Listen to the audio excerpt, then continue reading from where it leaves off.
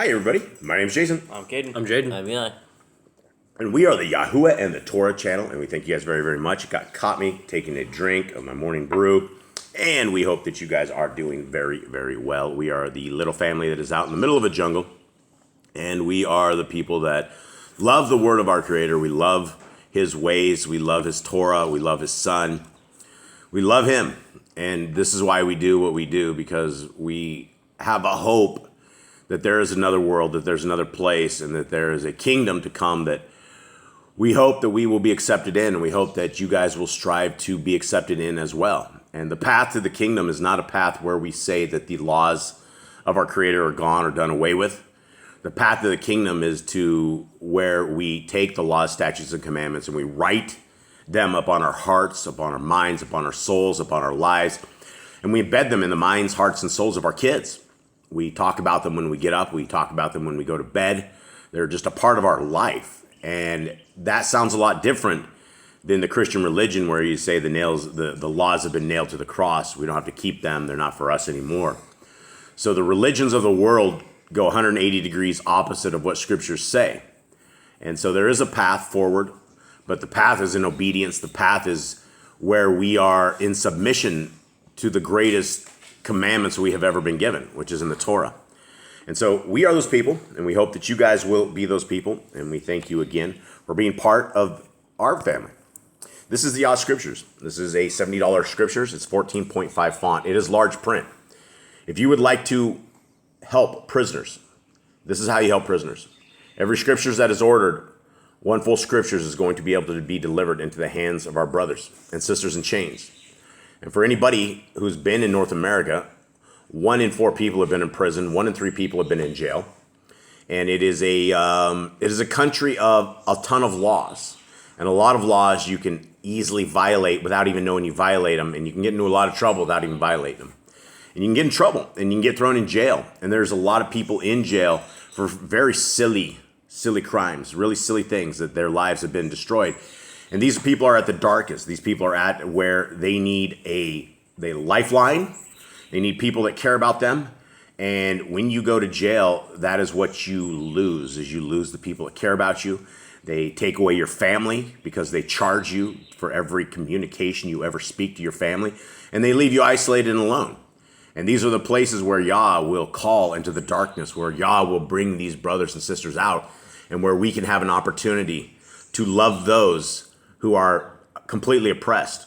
And for those of you who say, well, they're in jail, they need to be oppressed, I encourage every single one of you guys to start talking to any one of these brothers in jail and look back on your lives.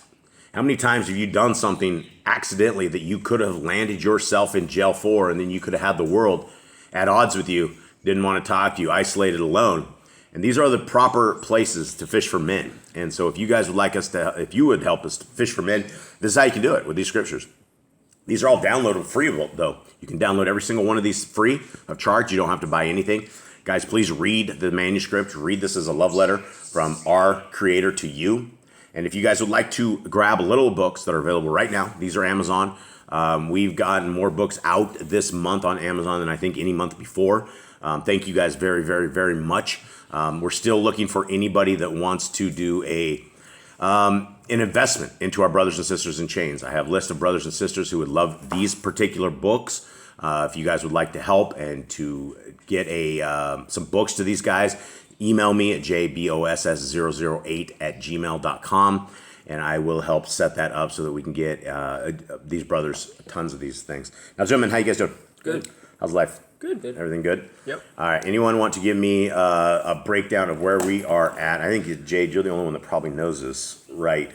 Maybe Eli, but for sure. Eli, do you know? I'll put you on stage. Eli, you're on stage. There you go. Here's the mic, son. What's happening? What happened in chapter 8? I've forgotten. Okay. All right, Jade, so David's become king. They got the Ark of the Covenant back. And he is gone to war with everyone. He has decided to, all the nations that are coming against him, the Pelishites, the Armenians, they killed about 40,000 yesterday, plus more people that came after them and teamed up. And everybody that teamed up against him, he completely destroyed, decimates. Yahuwah asked him in one of the previous chapters, he goes, will you build me a house out of cedar? He took Nathan the prophet, and he goes, go ask David, he will build me a house of cedar. And it was David that asked him. David said he wanted to do it. He asked Nathan. Yeah, Nathan. Well, Nathan asked Yah. Well, and Yahuwah asked Nathan to go tell David, "Will you build me a house?" And so David said he would build him a house and gave him a long prayer and blessed him and stuff like that. Wasn't it the other way around? Yeah, I think David. No, he goes, "I want to build a house." Never and he goes, "I've never asked for a house. I was in tent with people." He goes, "You will not build the house because you're a man of war, a man of blood, but your generations after will, and I will establish your generations." Jade's looking it up, seeing what to do it. Yeah, so that is the thing. Yeah, so David decided he wanted. Go ahead, read it. So verse 5, and it came to be, and at the word of Yahuwah came to Nathan, saying, "Go and say to my servant David, thus says Yahuwah, would you build a house for me to dwell in?" Okay, so that particular thing, we discussed this, that Yah was answering David. David went and wanted to do this, and Yah was saying, would you build a house for me? He's not saying, would you go build a house for me? He's like, it's a metaphorical question, like, are you going to build a house for me? Because as we know, as we learn later, that the house of Yah was not able to be built by David because he was a slinger of blood. Yeah, He's just a killer. He's a killer. He's a killing machine. And a lot of people, that this is a guy after Yah's own heart. We're talking an extremely violent dude. This is a dude that chops off hands, kills people, runs you through, cuts off heads. David is a slaughtering machine.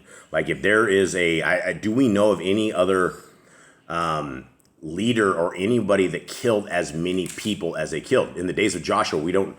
I mean, how many people were they killed? Maybe the days of Moses. I mean, they killed a lot of people when Moses was telling them to take over and stuff. So did Joshua. That's true. We just nailed out 40,000 in one chapter. Just like nothing.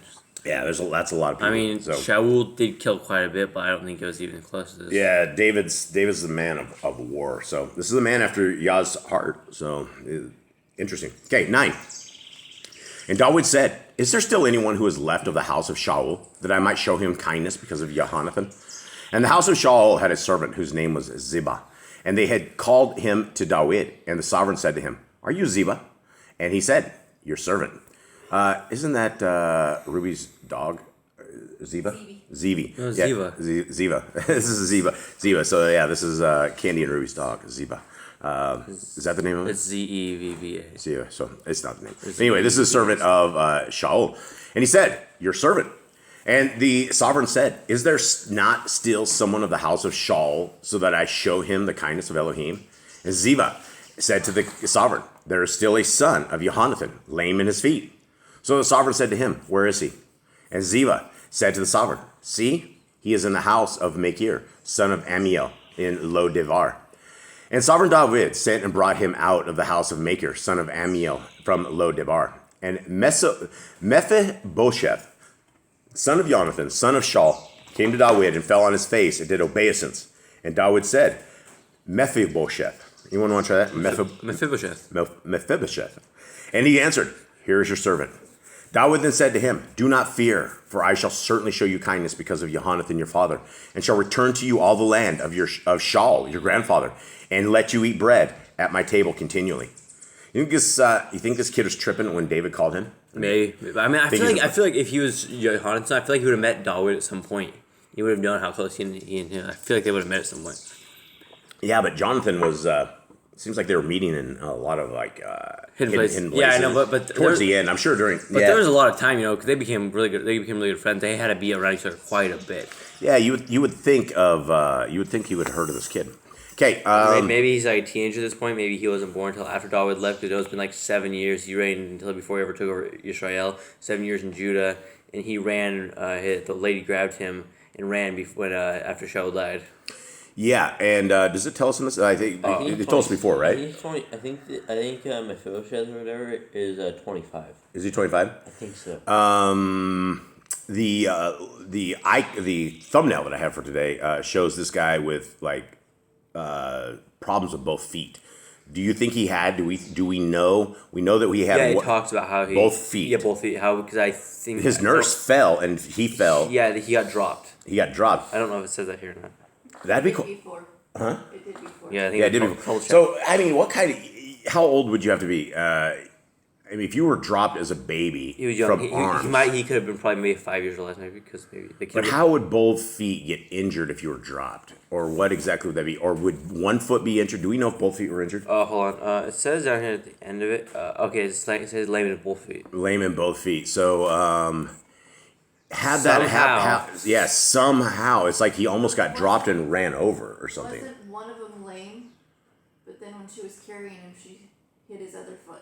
Was he lame? I thought so because he was in the bed when she took him out. I don't remember him being lame before, but that's really not. I would say I don't think bad luck is the word, but I mean that's just really bad news. If you have both feet lamed, I don't know how that would happen. Yeah, I don't know either. Like he almost got dropped and somebody like ran over him or something. Maybe both his feet got broken or something when he got dropped or something. Maybe I guess kind of height. Back in the days, they probably didn't have casting. Yeah, they didn't have anything. they didn't have anything to, like fix the broken one, so he's probably just, like They probably or he got maybe they were pulling him out and they like ran over his. Well, this feet. lady grabbed him in secret. I don't think there was a whole bunch of people around. I think it was just her. She grabbed the kid and ran.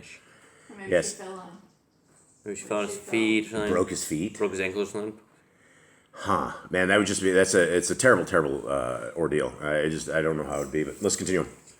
Okay, and he bowed himself. How do you guys say his name? Mephibosheth. Mephibosheth. And he bowed himself and said, "What is your servant that you should turn to such a dead dog as I?" And the sovereign called Ziba, servant of Shaul, and said to him, "I have given to your master's son all that belonged to Shaul and to all his house. And you and your sons and your servants shall work the land for him. And you shall bring, and your master's son shall have food to eat. But let Mephibosheth, your master's son, eat bread at my table always." And Ziba had 15 sons and 20 servants. A lot of kids. Wow. Yeah. And Ziba said to the sovereign, I wonder if he had gray hair, like 35 maybe? I'm sure. Okay. And Ziba said to the sovereign, "According to all that my master, the sovereign, has commanded his servant, so your servant does. As for Mephibosheth, why can I not give that name? Mephibosheth. He shall eat at my table as one of the sons of the sovereign." And Mephibosheth had a son whose name was Micah. And all who dwelt in the house of Ziba were servants of Mephibosheth. And Mephibosheth was dwelling in Jerusalem, and he ate continually at the sovereign's table, and he was lame in both feet. That really sucks, being lame. So the good news is the genealogy of Jonathan continues on. Yeah, and well, I mean that's because of the love of David to Jonathan, right? And Right, we're gonna get to a really gruesome chapter for the generations of Jonathan. So. yeah, don't spoil it. We're reading it as a team for those who have not read it. So, all right. Well, I think that's it. Thank you guys very, very much for being part of our family. We love you all. We hope you have a wonderful day. All right. We're out. Shalom.